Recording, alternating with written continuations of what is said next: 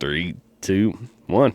Alrighty, so today we're going to be doing a little chit chat with Mr. Nate Young over here, and we're going to be talking about a little racing. He's recently acquired a car over the past couple of years, and he's going to be trying to do a little left-hand turning out there. So that's kind of what we're going to talk about. So, like I said, Nate Young, I appreciate you coming on here. Really, like I said, it's really cool, and I'm pretty excited about today. How about yourself? I'm pretty excited. A little nervous, but I'm excited. It's what it's supposed to be, man. Being nervous just means you want to be good at it. Yeah, That's how I've started looking at it, and it's kind of helped shape a little bit better for me. But so what made you start racing? Because I know, well, we have known each other forever, our whole life. Yeah. So like I remember growing up, it was go-karts. It was what were they? The mini wedges. The mini wedges and stuff. So Yeah. what actually got you into the racing world? I guess like it all kind of stemmed back just from my childhood, really. Everybody in my family on my dad's side was into racing. That's what we did every weekend. And I remember the Friday nights at yeah, Oak Level. Yeah, so it's always kind of been in my blood, and something I haven't been able to get rid of. I tried to push it aside a little bit for a few years with having a family and everything like that, but it just keeps coming back and coming back. So I got that itch, and with my sister's help, we purchased the car last year, and we're getting ready to try it again. Awesome, man. That's super exciting. So, what class will you be running? So it's kind of like your regular run-of-the-mill, kind of the stock class that I'm going to do the front-wheel drives. It's kind of like your starter class, if you will. It's just 4 cylinders. You just basically take any type of front-wheel drive car and put a cage in it, knock all the glass out of it, and go beat and bang and have some fun. I got you. So, what other types of classes are out there like that are normal? I'm fairly disconnected from circle track racing. I enjoyed the dirt racing when we were kids. When that kind of shut down, I was like, all right, like asphalt's boring to me. But if that's your thing, awesome. I'm kind of hoping since you're back into it, I can go out there and we can catch a couple races, or I can help you knock a couple dents out the car or something. And but it's one of those. So what other typical types of classes do you see out there running? So I was planning on running asphalt this year because that was the closest track to me. But here recently, a track in North Carolina opened back up. So that's probably where I'm going to be running, and it's dirt. It's Ararat. I think it's Ararat Bull Ring is the name of that track. And out there, they're going to be running, as of right now, it's still kind of new, but I know they're running late models, and they're going to run modifieds. Crown Vics. I'm excited about that. They're going to do some Crown the old Vics. Cletus McFarlane out there. That's going to be pretty fun to watch. And they may have, I think they have Pro 4s, which is basically it's still a 4-cylinder car, but it's a purpose-built race car pretty much. Gotcha. They're pretty fun too. But they also have obviously the stock 4 class, or I think they're calling it Pro 4s or something like that. Every kind of racetrack, every asphalt, dirt, they pretty much kind of have the same divisions, but they all call it something different with different rules, and you kind of they put their own little twist on it to get it out there. So yeah, cool. So actually, I that was news to me. I thought you were still planning on running asphalt. Yeah, I didn't think you were going dirt track. Well, dirt track has been what I enjoy the most. I think it's funner. I think it's funner to watch. But I will gladly agree with that. But I was like, you know what? I'll take asphalt if that's what I got. Yep. And play the hand you're dealt. And yeah, I'm not committed completely to either one of them, but I'm definitely going to go try the dirt out this year just because that's where my passion is. And ultimately, I might be 50, 60 years old, but at point in time in my life, I do want to be in a late model. So I'm just kind of get my foot in the door here right now, and just get the feel for it. But yeah, that's the plan right now. It's about an hour and 15 minutes from where I live, so it's not real far.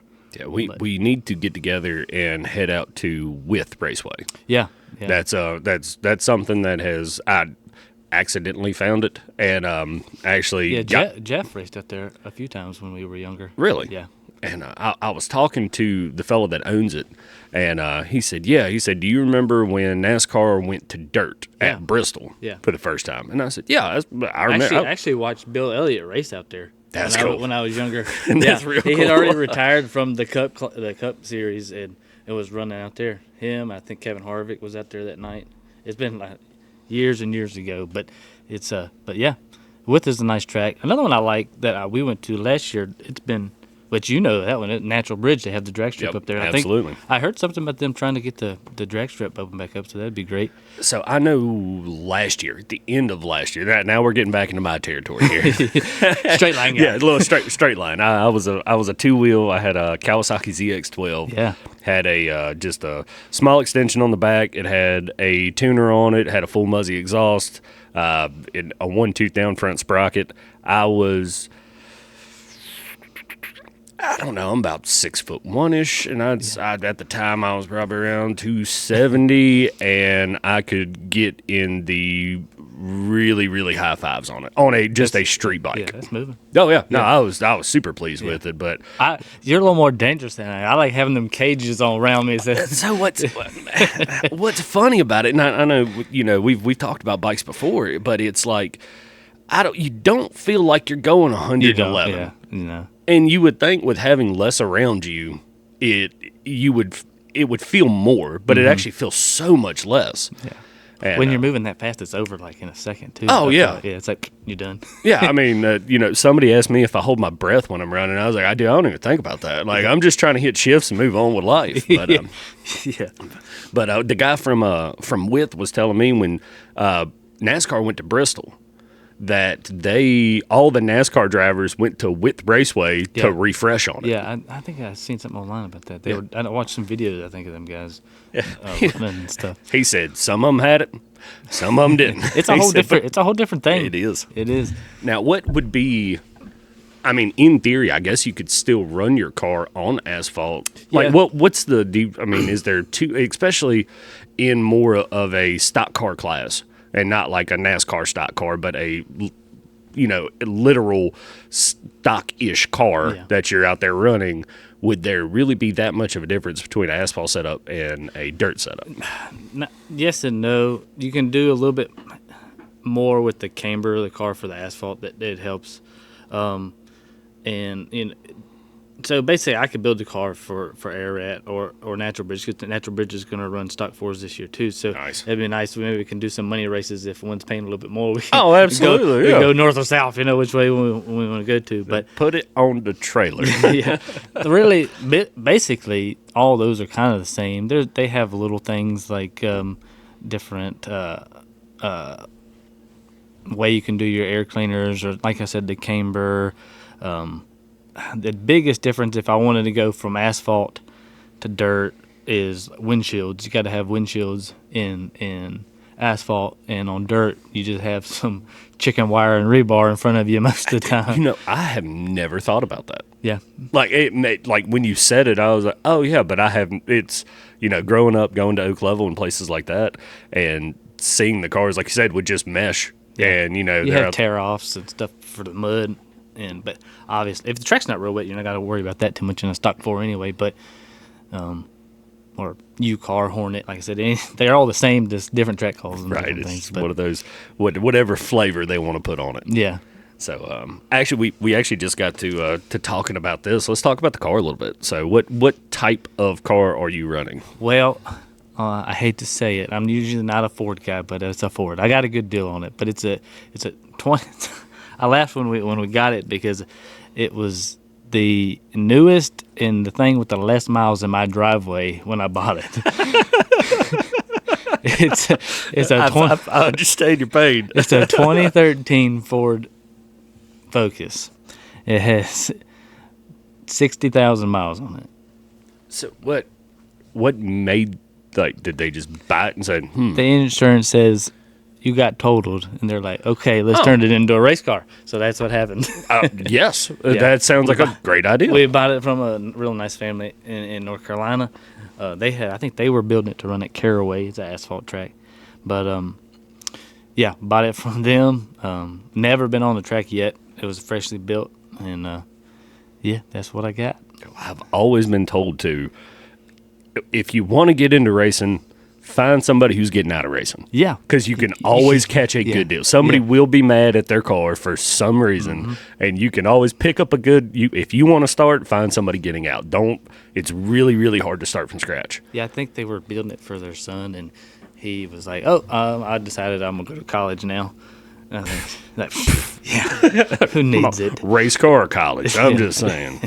And so yeah, we picked it up, and that's what we're gonna try it this year. Hopefully, we can keep all the fenders and doors on it, but we'll find out. I mean, it's part of it. It's fun racing. That's one thing that I don't really enjoy about racing nowadays. Like, I've got to where I don't even watch NASCAR anymore because they can't even rub and they get mad about it. Somebody's out there throwing a helmet through a windshield, and I'm like, I really think if they wanted to bring NASCAR back, they should have a boxing ring in the middle of it, and treat it like hockey. Like, if somebody makes you mad, both of y'all pull off.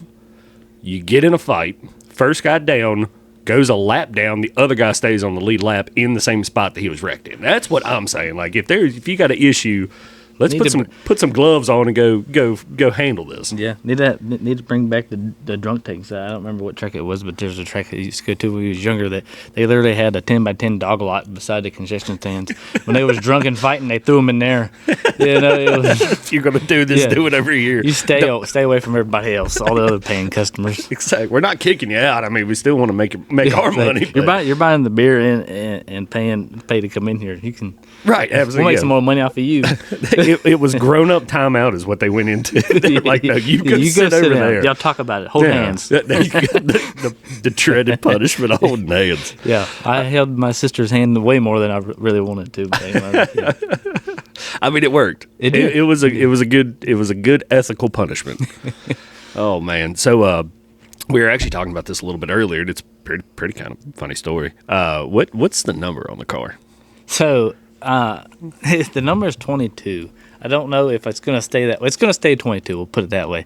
But I'm not sure. With different tracks have different. You can buy the number for the year, which is kind of you just pay $50 and then you can you got dibs on that number. Nobody else. So I'm not sure if he's doing it this year like that or not. I don't know, but I don't know if it's going to have to stay that way, 22, or if I'm going to have to do 22Y or some type of tag along number. I've never been a fan of 3 numbers on race cars for some reason. It's too much. It is, and I have this problem. I don't know why, but I don't ever want a race car that has a yellow frame, and it goes back to when I was a kid. I never saw a car with a yellow frame win a race. And I don't know. It's just the way it was. So it's either gonna have a red or a black frame. That's what. I think it's like just that crazy racer kind of. And that's actually something else I want to talk about with some superstitions. Oh, my dad, when Jeff used to race at Oak Level, he would if it sounds nasty, but so that he would wear the same underwear they won in last year, washed, but. That's the way it was. It's just different superstitions, you know. I had a guy that I was helping with. He had a S10 at the drag strip, and he actually competed in Pink's All Out, and he didn't make the. That was a good show back in the day. Oh, dude, man, bring back the Speed Channel. That's all I have to say. Like, I miss that stuff. But he competed on Pink's All Out in Tennessee. He didn't make the show, but he actually had the plaque that said he ran on the show and everything like that, and we were getting him into the truck, and so it full blown built drag truck. Like, it was an NA truck, but it had a small block in it. It had 10.5s on the back. It was full roll cage. Stuff. Yeah, like stutter box on it. Like, when the first light went off on the tree, he let go of a button and held on because it had a timer delay to when it would go off when that green lit hit. So he didn't have to. Once he's seen the first one. Yeah, he's hold it and praying. Yeah, I was like, so what do you do? And he's like, you just hold on, buddy. And I was like, okay. But his superstition was he could not have anything green on him. Yeah, that's the thing. That's the thing too. I think I sent a video online about that the other day. It was like you get banned from racetracks wearing green. Really? Yeah, I don't know what it's about. I need to do some research on that. I know, we need to. All right, let's get another notepad going here. Say episode 2. We'll run it back. Yeah. covering all the superstitions of racing.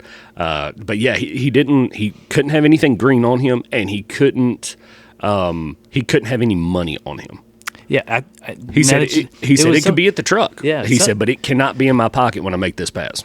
It was something too, like that with $50 in your wallet. Like, it was a superstition to have $50 in your wallet.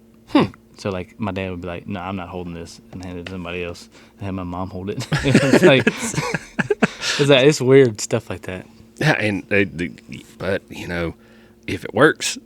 And I guess you don't want to wear off the mojo. Like, if you're out there racing and winning, yeah, exactly. And I know the car that your dad was crew chief for. Y'all did a lot of winning. Oh, yeah. It was a lot of tail whooping. Is what it was. Good times. Good times. I just remember. I remember going to Oak Level as a kid, and it would be me, you, and your sister, and usually it was Peggy and Glennis that would take us.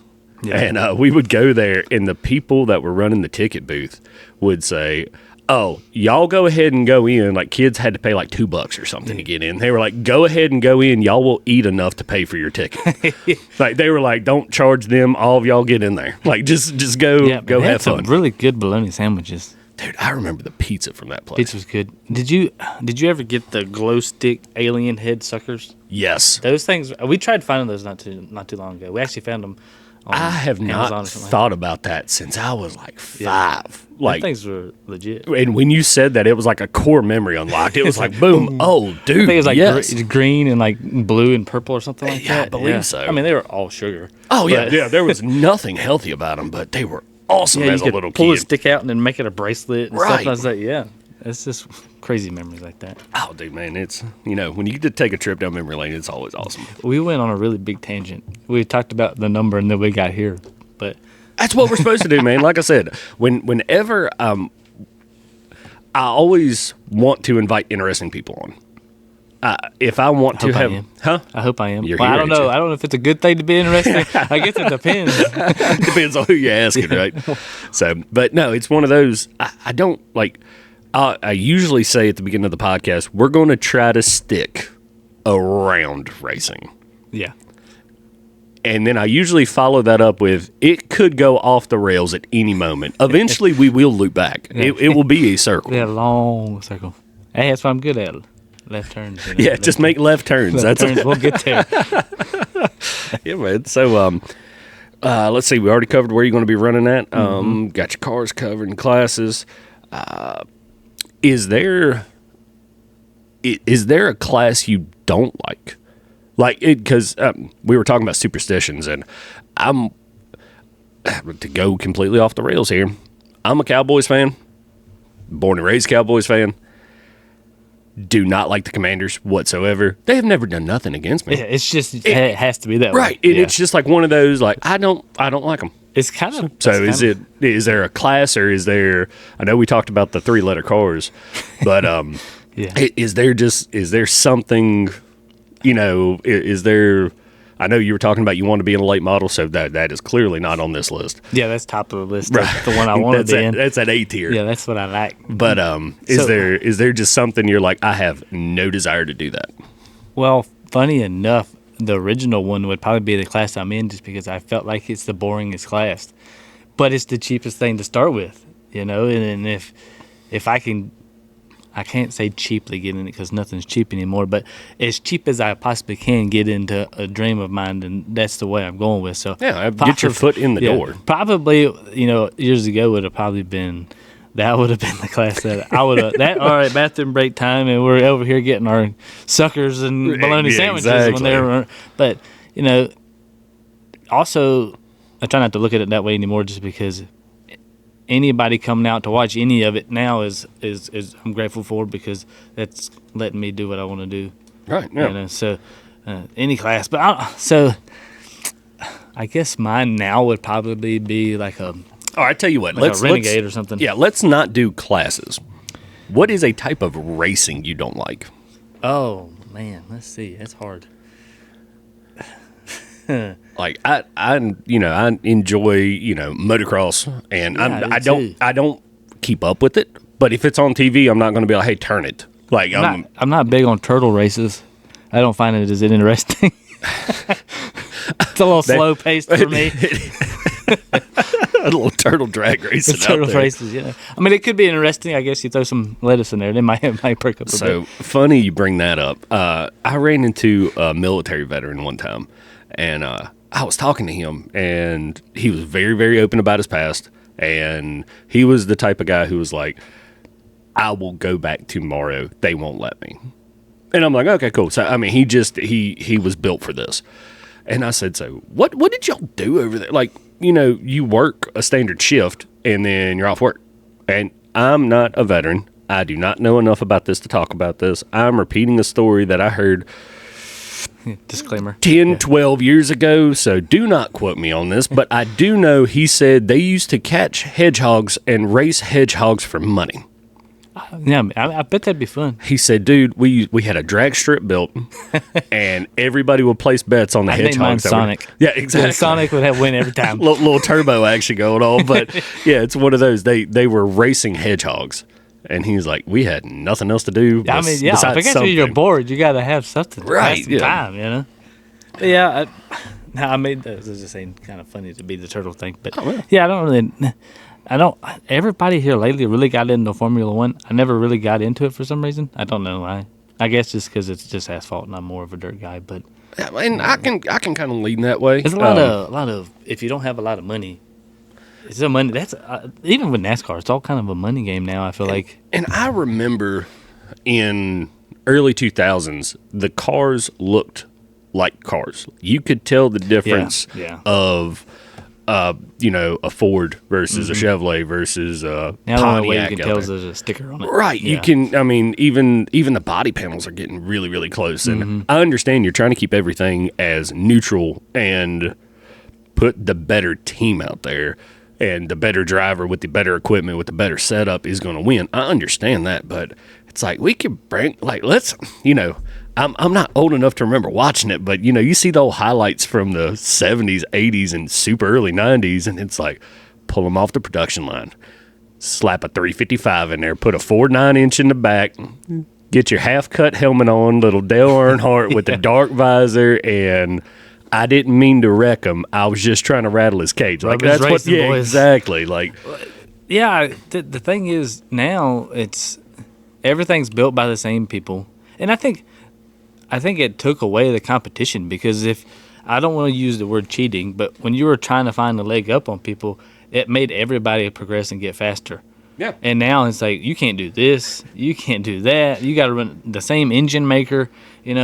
Everything's built by the same person. And I used to work with a guy who was big into dirt go-karts, yeah, like adults, adult dirt carts. Yeah. And he was like, there's no worse feeling knowing you are cheating. He said, because to somebody be else honest beats with you, he said, everybody cheats in racing. He said, everybody's trying to find a leg up. right. And, That's what it is. I know. Somebody once said if it's worth winning, it's worth cheating for. Like, if you're going to try to win, you better, don't if you're going to start the fight, swing first, kind of mentality. Like, Hit them hard enough they can't. Yeah, exactly. Yeah. So, and he said, we had the frames on the go-karts notched. So that way it'd sag a little bit in the corner and it'd hug a little deeper. He said we had tape wrapped around the motors to make them run hotter and get a little bit more efficient. He said we had oversized carburetors on them. Our pistons were bored out. And he said I was getting lapped. And he said you don't want to bring it up and be like, hey, I think they're cheating because mine is just as illegal then as they're gonna look at theirs. you now. Yeah. Yeah, he said, but there is no worse feeling than going around the track knowing you are lying your tail off on this thing and they are walking away from you. I don't know how legit this story is, but I want to say it was on like the NASCAR channel or something. But there was a team years ago, like in the 80s or something like that, or even older, that they got in trouble. I don't know. Actually, I don't know if they ever got caught or what. Anyway, I have to look into it. But they were dipping their bodies in acid and making them paper thin to lose weight. Hey, Yeah, and who that's else the is thing. doing Like, it? if you look at everything else on the car, this is good. But you go over and you could push the fender the in. whole Yeah. fender in with Yeah. the hand. Yeah, it's like my thing is the creativity and what you have to think about to get to that point. Like, who would have thought, you know what, I'm just going to dip this in acid and make this a little bit thinner to get a little more speed out of this thing. It's the same guys who were, and yet again, old racing, who were putting fuel in the roll cage. Yeah. Like, yet again, do not recommend. I don't think I would have been the one to be the dangerous. driver to sign up. Let me get in this thing. He said, but hey, you can get an extra 5 laps out of it. Yeah. And there was another one. It might have been Darrell Waltrip who was talking about he used to put lead shot inside of the frame of the car to make weight. Yeah. And he said, as I would go dump around it, go around the track, he said, I stopped because one of the officials said, "What are all these BBs doing out here?" And he said, "I don't know." He just kept on going with it. Yeah, I actually heard about that one too. So, yes, funny. we're not going to disclose what Nate is. No, I'm just kidding. I'm actually, I mean, to be honest with you, I'm trying not. I want to at least get in the first race without doing anything to see how far we need to go. Right? Exactly. Let's see the competition. Exactly. Before I was like, I'm more nervous of trying to go by the rules right now, and just so nobody can say, well, you can't race today because of this or that. So that's what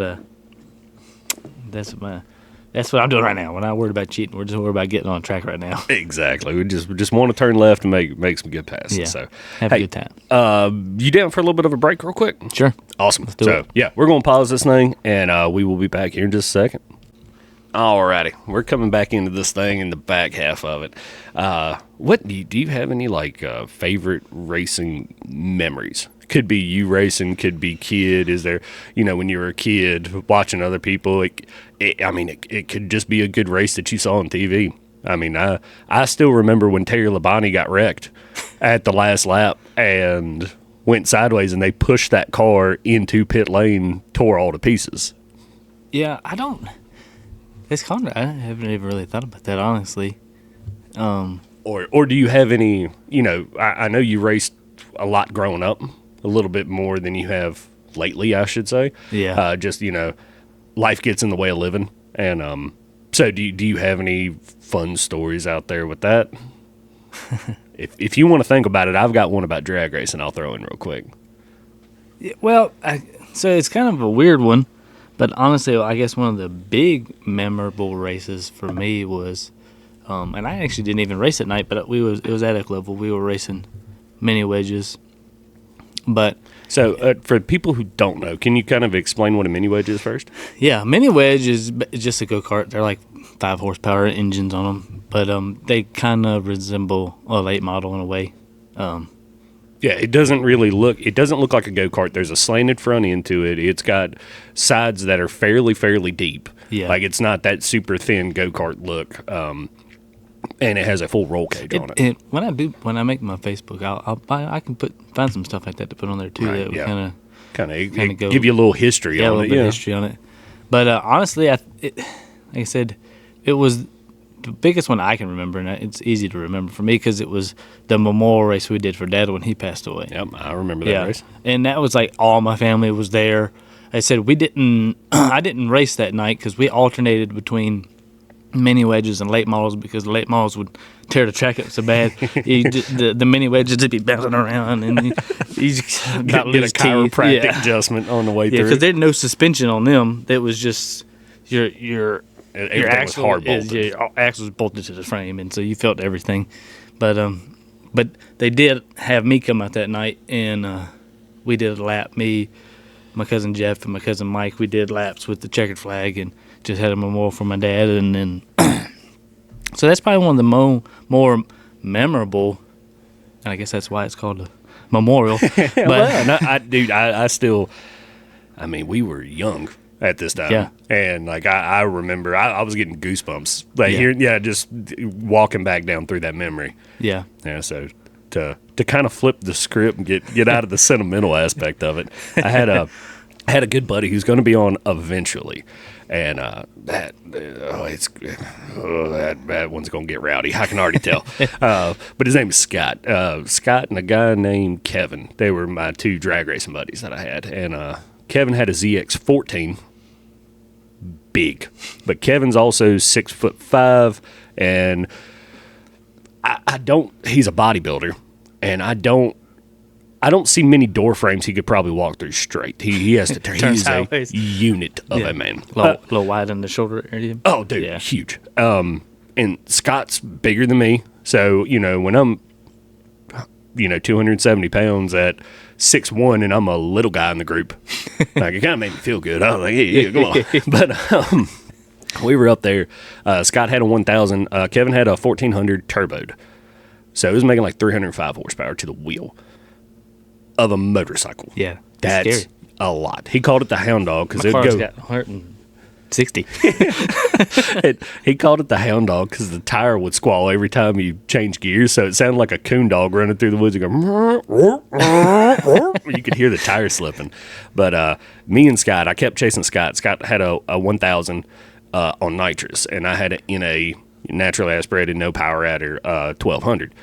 And I've been chasing Scott for a long time. Finally, I catch him off the tree, and I was like, I know I can take him here. So there is a picture of there somewhere. I'm in the right lane. He's in the left lane. He must have missed a gear or something. We can go, like I said, we can revisit this and get the actual true story from him. But there is a picture somewhere of Find me, the picture. right, of me crossing the finish line.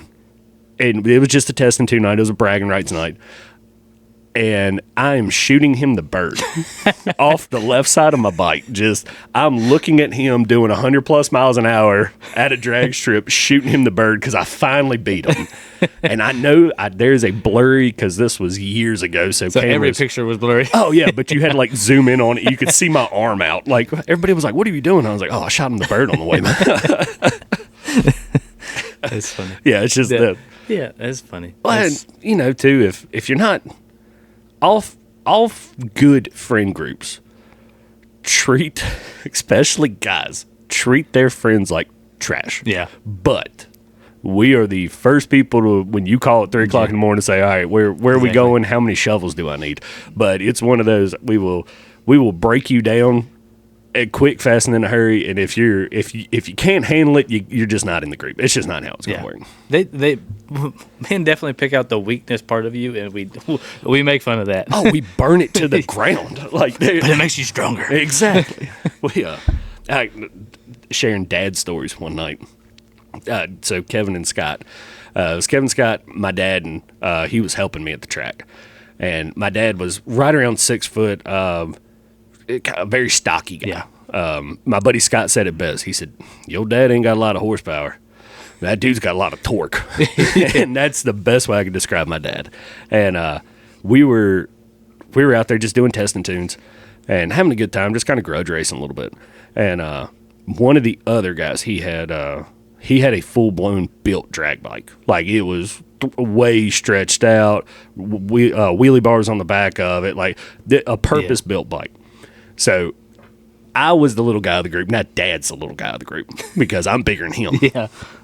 So we're up there one night, and he was just standing there, and he kind of moved funny, and I looked over at him, and I'm like, "You good?" And that guy on the drag bike didn't ask him to move. He just straight hit him with the fairing to get him to move. He said, he hit me. Scott said, "Excuse me?" And of course, we're on street bikes. Like, we do not have the big money. Like, we're not flashing anything. And he said, "What?" And he said, "He just hit me with his bike." Kevin said, "What?" Hang on. Dude's going up to the burnout box. Kevin, yet again, 6'4", 6'5" bodybuilder, taps this dude on the shoulder in his racing leathers. He looked over at him, the driver did, and said, "What do you want?" He said, "I think you owe this guy an apology." And he said, "I'm about to race." He said, "Not yet, you aren't." Grabbed him by his leathers, and I won't say picked him up with one hand, but definitely helped him off of his bike. Moved him around, muscled him around. Oh yeah, it was. If he didn't want to get up, he was getting up. Made him walk over there like a little kid and apologize to Dad for hitting him. And Dad said, "All right, that's all I wanted." And he said, "Okay, cool. You can go race now." Yeah, that's why you want friends that treat you like crap, because they do that stuff for you when people treat you like crap. Like, Kevin laid that damn bear paw on that dude's shoulders. And like I said, I won't say he picked him up off the bike, but he helped him. Yeah, he definitely got out there and helped him with that. So, I think we've definitely covered a lot. Super, super excited to see you run this year. is there any sort of, I know you've got a family and stuff that you're taking care of. Is there any sort of, reason behind getting back into racing, or is this just an itch that you needed to scratch and you pushed it off long enough? I think most of it is I've always been real good at making poor financial decisions. So that's my driving factor, is just because I want to do it. And I have a family, that supports me. They might think I'm crazy, but they support me. And but yeah, that's this mainly my driving factor is the fact that it's probably something I shouldn't do, and when there's something I shouldn't do, or I'm told I shouldn't do, I'm gonna prove you wrong, and that's what I'm gonna do. All right. So, it's not a good idea. You might not have the money for it. All right, so I've got a good story. We could this is a me and you story back in the day, and I think you're already laughing and you know where this is headed. You had a pretty nasty little Fox body back in the day. Yeah, that was a fun car. It was. It was. I do know where you're going with this. So there was an event in town, and I don't remember what it was. But we were. I don't remember. This was. I'm guarantee we're out of the statute of limitations now. Like we cannot get in trouble for that, even though nothing happened. What Fox body? Exactly. So I had a Toyota pickup and had a built little 22R in it. It wasn't super fast, but for what it was cool. Was that the one that you bought? Yeah, I got off that of was you. I actually wish I never would have sold that truck to you, because I like that thing. I know, I did too, and I was really sad when it decided to try to beat Elon to Mars when I shot that piston out the side of it. But yeah, so we got decent cars, and we were all in Rocky Mount, and it was like, you know what? I heard there's a big car scene in Martinsville. Turns out it wasn't. No, not at all. But the X pipe that was on the exhaust of your Mustang, did it have a clamp? Did it break the clamp? Yeah, it was just like one of those BBK kits, I guess, and it was on the car when I bought it. They didn't weld it; they just clamped it together, which it's made to clamp, but it's also it's not a bad idea to weld it. Yeah, because this is the reason why you need to weld it. Yeah. So we dropped my truck off at a gas station, and I don't know, probably 10 o'clock, 11 o'clock at night, something like that. And we're cruising Martinsville, check out the Martinsville car scene. And all of a sudden, the loudest sound from inside of the car, because the X pipe was pretty much right under the seats. I think, didn't we bottom out right there on the bridge? And it throws sparks out, and that's like right after that is when the. Yeah. I think it was. I think I remember bottoming out on the bridge. Yeah, I seen sparks, and then we got about to the top of that hill, and that's when. Yeah, and the car has been running for at least 15 minutes. Yeah. Yeah, so it's hot. Yeah. So the X pipe decided to come apart on this car. And me and him are pulled over at a dump site on the side of 220, figuring out how we're going to put this X pipe back together, because we don't have towels. We don't have nothing to stop us from burning our hands. We decide we are going to lay underneath of this thing. I'm going to put a boot on one side of the exhaust, because if it melted your boot, we can get by with that. And Nate's over here kicking it with his shoe as hard as he can, finally get it sealed. The bottom of my DCs were never the same. We end up going to Martinsville for like 3 hours. Yeah, just riding around. Looking for something. It's a weekend. This place is supposed to be, the hot and heavy of it. It was dead. Like, it was nothing going on. Nothing. Yeah. We just wasted so much fuel to drive back. Then we finally get back to my truck, and there's a cop there. You remember that? Yeah, actually, I forgot about that part. But yeah, and he is parked behind my truck, and I was like, So I just get out of the Fox body, go get in my car, or go get in my truck, and the cop moves. Like, I never said a word to him, and we kind of just hit the road and moved off with it. Yeah. But, yeah, so the moral of the story is, if you get a online aftermarket X pipe for your Mustang, weld it together. Weld it, please. Yeah. And don't try to push it together with your shoes. Well, hey, look, that was the best option that we had at the time. that was, I'm the guy, if you make it home, it ain't stupid. But the funny part is we still chose to go to Martinsville after we had the problem. Yeah, that was probably a good guiding light of let's just go home. We should just go home. But no, we're like, we'll Dude, chance it. young and dumb. Roll the dice, baby. Yeah, we have some more stories like that. We need to touch base on. Yeah, absolutely. sometime. Yeah, no, yeah, we need to kind of take a trip down memory lane. Maybe we can strong arm a couple other people that we used to run around I with think we back in the should. day. I think we had should. some pretty quick little cars out there. Nobody else might find it interesting, but we'll have a good time doing it. Man, and then yet again, it's guys telling stories. I will find that, in even if, we'll have to cover the Easter event one day. Yeah, we will. That's Well, that's the thing. It's like that's like an 8-part story that all goes together. It's like it was a one day, but it felt like Oh, but it was every bit of like 10 things happened in that one day. Like, it was just the biggest shitstorm you could see. I forgot it was all one day until we all talked about it again, and I was like, "Crap, that was one. That was a wild week, actually." It was entertaining. For that time. So, well, Team 4, man. Hey, I say we go ahead and wrap this jewel up. I've had a blast, dude. I did too, man. Yeah. I hope you liked it enough that you had me again. Oh, I had a good absolutely. time. Yeah, Next time we're gonna be telling stories that get a little wild because Nate's genuinely one of the funniest people. He is organically funny. I don't know about that. Oh no, I do. Trust me. Yeah, you. I don't know what it is, and it could just be because we've been around each other for so long. You're probably the only one that thinks me funny. The people listening be like, "This guy is not funny at Hey, all." then we're doing it for me. I'll listen to it later. That's fine. I had a good time. Yeah. So, appreciate you going on here. We are going to be working on some social media aspect for him. We'll have different links and stuff tagged in the below, so that way you can go check out the race car. You can go see what that is. You can go follow him. If you get a chance to go out there and see him race, hopefully we can, once he gets that page up, we can get some kind of a little bit of a system down to where we can see where you're going to be, a week or two out. I know the first opening race is April 26th at Arrowhead, so he don't have the rest of the schedule published quite yet, but I think he said he was planning on running like 12 to 13 races this year, but that'll be...